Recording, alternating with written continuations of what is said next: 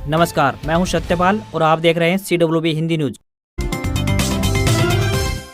शक संवत 1945 विक्रम संवत 2080 आज सावन अधिक मास के शुक्ल पक्ष की नवमी तिथि और दिन गुरुवार है। तदनुसार अंग्रेजी तारीख 27 जुलाई सन 2023 आज सूर्योदय 5:39 पर होगा।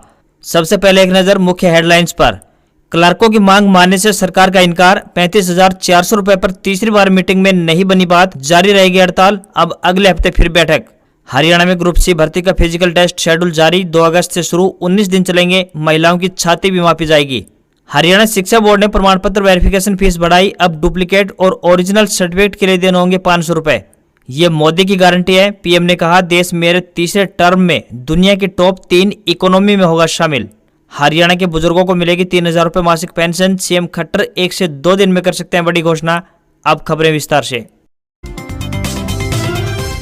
मौसम विज्ञान विभाग के अनुसार अगले 4 से 5 दिन मौसम पूरी तरह से बदला रहेगा। मानसून एक बार फिर से एक्टिव हुआ है, कहीं तेज तो कहीं हल्की बूंदाबांदी जारी रह सकती है। इस दौरान तापमान में और ज्यादा गिरावट आने की संभावना बन गई है। अच्छी बारिश के बाद किसानों को कई दिनों तक सिंचाई की जरूरत नहीं पड़ेगी। वहीं हरियाणा के सोनीपत में यमुना में गैस की पाइपलाइन लीक हो गई है। यह पाइपलाइन पानीपत रिफाइनरी से उत्तर प्रदेश की तरफ जा रही है। बाढ़ के पानी से 12 जिले प्रभावित हुए हैं। इनमें 6 जिले यमुना से लगते हैं तो वहीं 6 जिले घग्गर के साथ लगते हैं। अभी आगे भी बारिश इसी तरह होने की संभावना है। 15 अगस्त तक बारिश होने के आसार है, लेकिन इस बारिश का थोड़ा बहुत प्रभाव रह सकता है।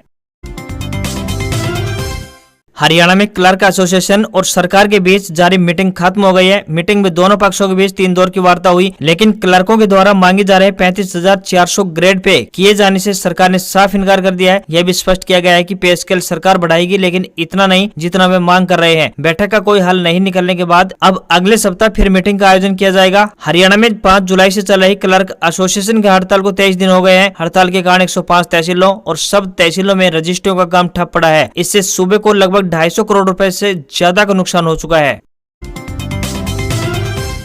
हरियाणा के सरकारी और गैर सरकारी ऑफिसों में क्रैच पॉलिसी लागू हो गई है। महिला एवं बाल विकास विभाग की ओर से महिलाओं की जरूरत को देखते हुए तैयार की गई है। पॉलिसी के तहत 6 महीने से 6 साल तक के बच्चे को क्रैच में एडमिशन दिया जाएगा। इसमें उस कंपनी में काम करने वाले कर्मचारियों के बच्चों को रखा जाएगा। इस दौरान 8 से 10 घंटे तक बच्चे के रखने के अनुकूल क्रैच स्थापित होंगी। क्रैच में हरियाणा कौशल रोजगार निगम लिमिटेड यानी HKRNL के तहत कुशल एवं प्रशिक्षित स्टाफ लगाया जाएगा। इसमें क्रैच वर्कर को 15,000 रुपए तो वहीं सहायिका को 7,500 रुपए सैलरी दी जाएगी। अगले साल होने वाले लोकसभा और विधानसभा चुनाव को देखते हुए हरियाणा में भारतीय जनता पार्टी यानी बीजेपी तिरंगा यात्रा शुरू करने जा रही है। यह यात्राएं सभी 90 विधानसभाओं में निकाली जाएंगी। पार्टी नेतृत्व ने सभी मोर्चों को इन यात्राओं को आयोजन करने की जिम्मेदारी सौंपी है। इसके लिए पार्टी की ओर से शेड्यूल भी जारी कर दिया गया है। वहीं महिला मोर्चा को भी जिम्मेदारी में शामिल किया गया है। महिला मोर्चा प्रदेश में 14 तिरंगा यात्रा निकालेगा। पार्टी के प्रदेश अध्यक्ष ओम प्रकाश धनखड़ ने बताया कि इन यात्राओं में प्रदेश स्तर के पदाधिकारियों के साथ साथ मंत्री विधायक भी शामिल होंगे। यात्राओं की तैयारियां लगभग पूरी हो गई है। हरियाणा लोकहित पार्टी यानी हलोपा नेता एवं पूर्व गृह राज्य मंत्री गोपाल कांडा गीतिका शर्मा आत्महत्या मामले में बरी हो चुके हैं। ऐसे में इनेलो जसपा के गढ़ में भाजपा की कड़ी नजर हो गई है। कांडा पार्टी के सिरसा से एकमात्र विधायक है। पार्टी का चुनाव चिन्ह पतंग है। गीतिका शर्मा मामले की वजह से अब तक खुलकर समर्थन लेने से हिचक रही भाजपा अब सिरसा में कमल खिलाने के लिए कांडा का सहारा ले सकती है। गोपाल कांडा के भाई गोविंद कांडा पहले से ही भाजपा ज्वाइन कर चुके हैं और इलाहाबाद उपचुनाव में उम्मीदवार भी है। ऐसे में भाजपा चाहेगी कि हलोपा का विलय हो जाए। हालांकि कांडा राजनीति मंजे हुए खिलाड़ी हैं, इतनी जल्दी पार्टी का विलय भाजपा में नहीं करने वाले हैं। हरियाणा में पंचायत चुनाव को देखते हुए सूबे के 3 जिले अंबाला, जींद और सोनीपत में ट्रांसफर पोस्टिंग पर रोक लगा दी गई है। हरियाणा सरकार ने इसको लेकर सभी विभागाध्यक्षों को इस आशय का एक लेटर जारी कर दिया है, जिसमें कहा गया है कि आगामी 13 अगस्त को होने वाले आम चुनाव के अंतर्गत जिन अधिकारियों को 6 ग्राम पंचायतों में नियुक्त किया गया है उनका ट्रांसफर नहीं किया जाए। मुख्य सचिव संजीव कौशल के द्वारा जारी आदेश में कहा गया है कि राज्य सरकार के जिन अधिकारियों एवं कर्मचारियों को चुनाव कराने के लिए नियुक्त किया गया है उनका तबादला चुनाव परिणाम घोषित होने तक नहीं किया जाए। यह आदेश चुनाव के सुचारू संचालन और चुनाव प्रक्रिया की निष्पक्षता बनाए रखने के लिए जारी किया गया है। हरियाणा में ग्रुप सी भर्ती की 32,000 से अधिक पदों के लिए होने वाली भर्ती के लिए पीएमटी टेस्ट का शेड्यूल जारी कर दिया गया है। शेड्यूल में तय हो गया है कि पीएमटी में महिला अभ्यर्थियों की छाती भी मापी जाएगी। पीएमटी की शुरुआत 2 अगस्त से होगी और 20 अगस्त तक टेस्ट होंगे। इस बार पीएमटी 19 दिनों के लिए आयोजित किया गया है। 2 अगस्त को पुरुष उम्मीदवारों के लिए forest ranger, deputy ranger, forester के पदों के लिए पीएमटी होगा। फायर स्टेशन अफसर, सब फायर स्टेशन अफसर, फायर ऑपरेटर कम ऑपरेटर के लिए 3 अगस्त से लेकर 7 अगस्त तक का शेड्यूल जारी किया गया है। ड्राइवर कम पंप ऑपरेटर फायर के लिए 8 अगस्त को पीएमटी होगा। वहीं कंपनी कमांडर, प्लाटून कमांडर के लिए 9 अगस्त की डेट तय की गई है। सहायक जेल अधीक्षक पुरुष, वार्डर पुरुष के लिए 10 अगस्त से 19 अगस्त तक पीएमटी होगा। वहीं महिला उम्मीदवारों के लिए forest ranger, deputy ranger, forester, सहायक जेल अधीक्षक व फीमेल वार्डर, साथ ही फायर स्टेशन अफसर, सब फायर अफसर, फायर ऑपरेटर कम ड्राइवर के लिए 20 अगस्त की तारीख तय की गई है। हरियाणा सरकार की ओर से कहा गया है कि राज्य सरकार नियमों का सख्ती से पालन कराएगी। हरियाणा के गुरुग्राम में कांग्रेस के वरिष्ठ नेता और पूर्व मंत्री कैप्टन अजय सिंह यादव पत्रकारों से बातचीत करते हुए भड़क गए। उनसे पूछा गया था कि क्या 2024 के चुनाव में गुरुग्राम से सांसद का चुनाव राव दान सिंह लड़ सकते हैं। इस पर तिलमिलाई कैप्टन ने कहा कि राव दान सिंह के बेटे पर 11,000 करोड़ के स्कैम का मामला चल रहा है, जिसमें वो जमानत पर चल रहे हैं। ऐसे में पार्टी ऐसे शख्स को लोकसभा की टिकट कैसे दे सकती है। अजय सिंह यादव ने कांग्रेसी विधायक राव दान सिंह पर कटाक्ष करते हुए कहा कि दान सिंह इस बार महेंद्रगढ़ से ही चुनाव जीत लें तो गनीमत होगी। हरियाणा के रोहतक स्थित जसबीर स्मारक पर अखिल भारतीय किसान सभा की बैठक हुई। इसमें किसान सभा ने बारिश से बर्बाद फसलों की स्पेशल गिरदावरी करने, पानी की निकासी के प्रबंध तेज करने और बीमा कंपनियों के द्वारा धान की फसल में जल भराव के मुआवजे की मांग रखी। किसान सभा ने बताया कि पिछले हफ्ते हुई बारिश से जिले के दर्जन भर गाँव में जल भराव हो गया था, जिससे हजारों एकड़ फसल पानी में डूब गई। उन्होंने कहा कि अत्यधिक पानी होने के चलते पानी की निकासी नहीं हो पा रही है। पानी की निकासी के लिए किसान सभा ने गाँव में 24 घंटे बिजली देने, पानी निकासी के लिए सभी प्रभावित गाँव में मोटर, पंप सेट, डीजल उपलब्ध करवाने व जल भराव से बर्बाद फसलों की स्पेशल गिरदावरी करवाकर नष्ट फसलों का मुआवजा देने की मांग रखी। किसान सभा ने जल भराव से बर्बाद धान की फसल का मुआवजा देने की मांग की है। हरियाणा विद्यालय शिक्षा बोर्ड यानी BSEH ने प्रमाण पत्रों की वेरिफिकेशन फीस में बढ़ोतरी की है, जिसके लिए अब 200 रुपए अतिरिक्त देने होंगे। बुधवार को जारी नोटिफिकेशन में कहा गया है कि अब डुप्लीकेट व मूल प्रमाण पत्र के लिए सत्यापन फीस 500 रुपए निर्धारित की गई है, जबकि पहले ये 300 रुपए फीस ली जाती थी, जिसका सीधा असर आर्मी, सरकारी विभागों व गैर सरकारी विभागों पर पड़ेगा, जो अभ्यर्थियों के दस्तावेजों का सत्यापन शिक्षा बोर्ड द्वारा करवाते हैं। वर्दी उपरांत 20 जुलाई से प्रति प्रमाण पत्र सत्यापन फीस अब 500 रुपए किया जा चुका है।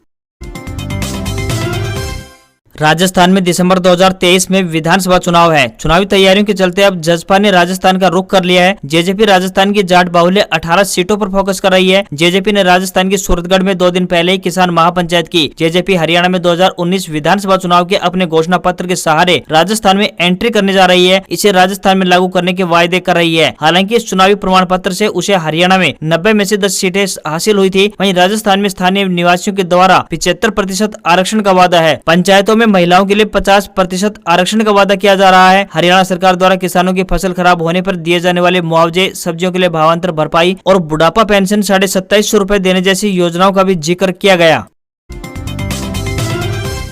हरियाणा के पूर्व मुख्यमंत्री भूपेंद्र सिंह हुड्डा ने बुधवार को रोहतक का दौरा किया। इस दौरान उन्होंने बाढ़ प्रभावित एरिया का निरीक्षण करने की स्थिति का जायजा लिया। पिछले दिनों हुई लगातार बारिश के कारण कई गांवों में जलभराव की स्थिति है, जिसका जायजा लेने के लिए पूर्व सीएम भूपेंद्र सिंह हुड्डा खुद के हलके के गाँव में पहुंचे। वे लगातार सरकार को घेरने में जुटे हुए हैं। इस दौरान उन्होंने कहा कि सरकार द्वारा उचित कदम नहीं उठाए गए, जिसके कारण बारिश के दिनों में ये हालात बन गए हैं। सरकार समय रहते उचित प्रबंध करती तो ऐसा नहीं होता। अब सरकार को किसानों का मुआवजा देना चाहिए। निर्धारित टूर प्रोग्राम के अनुसार पूर्व सीएम भूपेंद्र सिंह हुड्डा ने जिले के 11 गांवों का दौरा किया। हरियाणा की प्रदेश सरकार राज्य के बुजुर्गों को किसी भी समय बढ़ी हुई पेंशन का लाभ दे सकती है। वर्तमान में राज्य में 2750 रुपए मासिक वृद्धावस्था पेंशन दी जा रही है, जिसे अब बढ़ाकर 3000 रुपए प्रति माह किया जाएगा। सीएम खट्टर ने पहले ही इसके संकेत दे दिए हैं। विधानसभा के मानसून सत्र के दौरान मुख्यमंत्री मनोहर लाल खट्टर ने ही प्रदेश के वृद्ध जनों को 3000 रुपए मासिक पेंशन देने का लाभ देने की घोषणा की थी। फिलहाल पूरे राज्य के बुजुर्गों की कड़ी निगाह है। बुजुर्गों को अब पेंशन बढ़ने का इंतजार है। सरकार ने वृद्धावस्था में पेंशन बढ़ाने के लिए आय सीमा 1 लाख रुपए बढ़ा दी है। पहले सरकार की ओर से केवल 2 लाख रुपए सालाना आय वाले बुजुर्गों को ही पेंशन का लाभ मिलता था, जो अब बढ़ाकर समय सीमा 3 लाख रुपए कर दी गई है। यानी अब 3 लाख रुपए तक सालाना आय वाले बुजुर्ग भी पेंशन के हकदार हो गए हैं।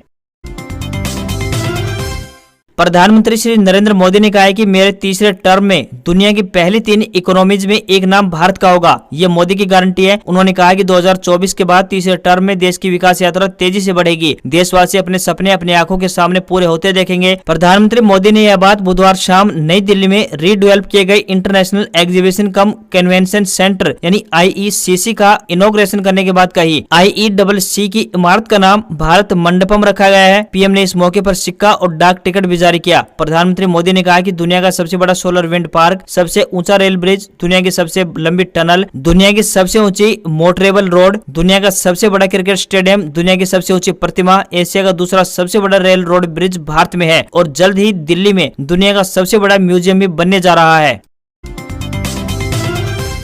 शेयर बाजार में तेजी देखने को मिली है। सेंसेक्स 351 अंक चढ़कर 66,707 के स्तर पर बंद हुआ। वहीं निफ्टी में 98 अंकों की तेजी रही, ये 19,778 के स्तर पर पहुंच गया है। वहीं $1 का रेट 81 रुपए 98 पैसे के स्तर पर पहुंच गया है। वहीं कारोबारी हफ्ते के दूसरे दिन भी सोने और चांदी की कीमत में गिरावट देखने को मिली है। इसके बाद सोना गिरकर 59,143 रुपए प्रति 10 ग्राम, तो वहीं चांदी लुढ़ककर 73,939 रुपए प्रति किलोग्राम पर पहुंच गई है। 22 कैरेट और 18 कैरेट गोल्ड ज्वेलरी के खुदरा रेट जानने के लिए आप 8955664433 पर मिस्ड कॉल दे सकते हैं। कुछ ही देर बाद SMS के जरिए आपको ताजा रेट्स मिल जाएंगे। आज खबरों में बस इतना ही। देखते रहिए हरियाणा का सबसे बेहतरीन news channel CWB Hindi news. नमस्कार।